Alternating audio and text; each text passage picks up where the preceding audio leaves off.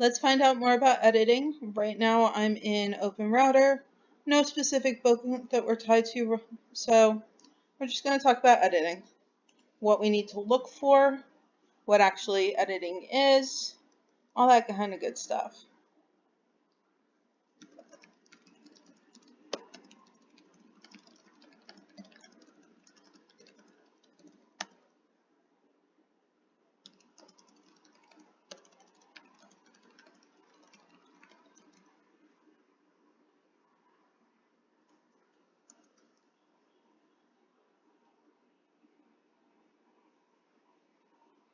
Okay, and this is stuff that I've touched on other videos, but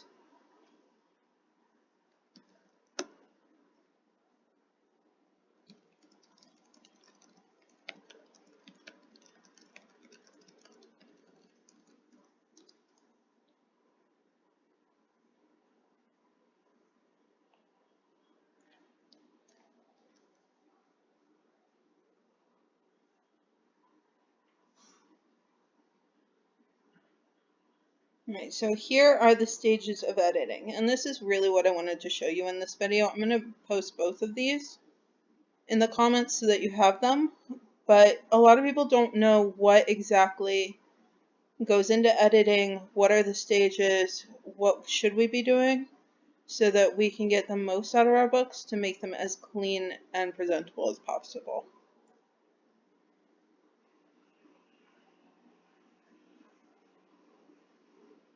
So we've got 5 stages. None of them are really easy. None of them are going to be that quick, but we can use AI to help with them.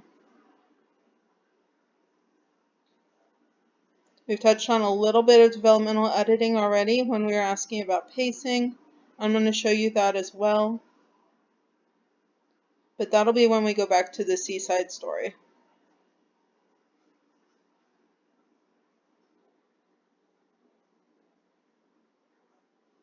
So all of that is very important.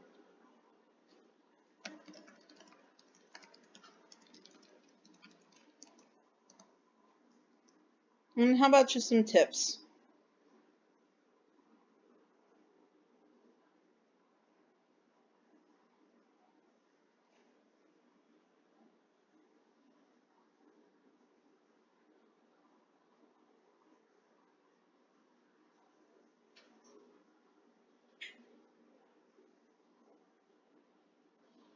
Then more than that,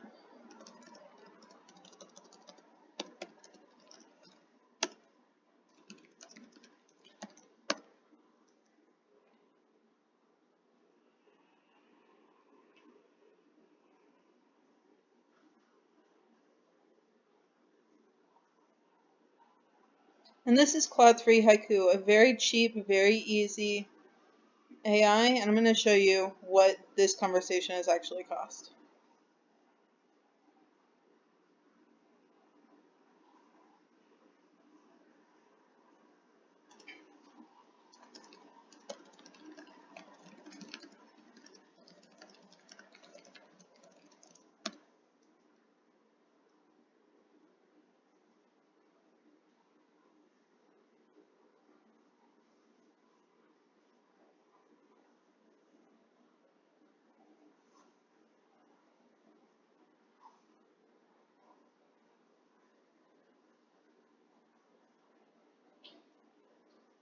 Right, so tons of good information here. It's all going to be in the comments, so you don't have to pause this and go back through it. I want you to have this information so that you can get the most out of your books.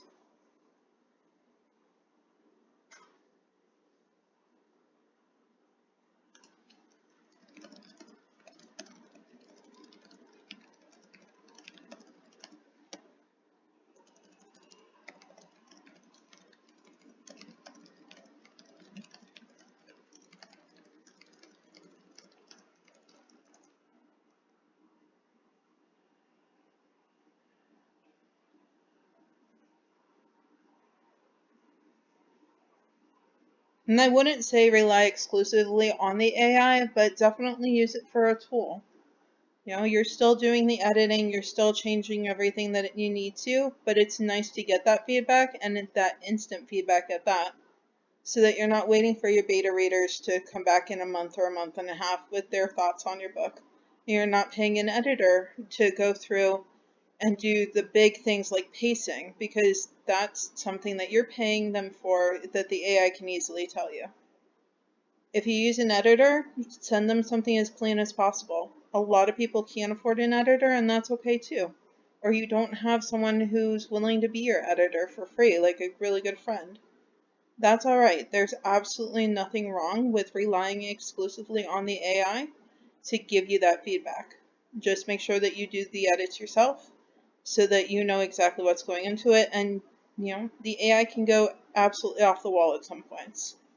So we know that, we've seen it. We're not going to rely on everything that the AI says, but we are going to take every single piece of that feedback and see if it applies to our story and how we can make our story better. I'm really enjoying doing this editing series with you guys, so I'm glad to see that some of you are thinking that it's helpful. It's not terrible to edit. I don't enjoy the process. I prefer to do the writing, but it's necessary. So let's do it the best that we can, and let's use the AI to make it easier and faster for us so that we don't have to spend so much time on it. If you love editing, that's amazing. I wish that you could edit all of my books, but that's not going to be possible. So if you love editing and you're just getting tips on this so that you can edit more of your own books, or so that you can start editing other people's books, that's great. Absolutely. And if you're one of the authors like me who just, doesn't really enjoy the editing process and would rather get to writing the next book, that's alright too. We're going to use AI, and it's going to make us better editors and make our book stronger in the end. So thank you so much for watching. Let me know if you need anything. I'll talk to you all later.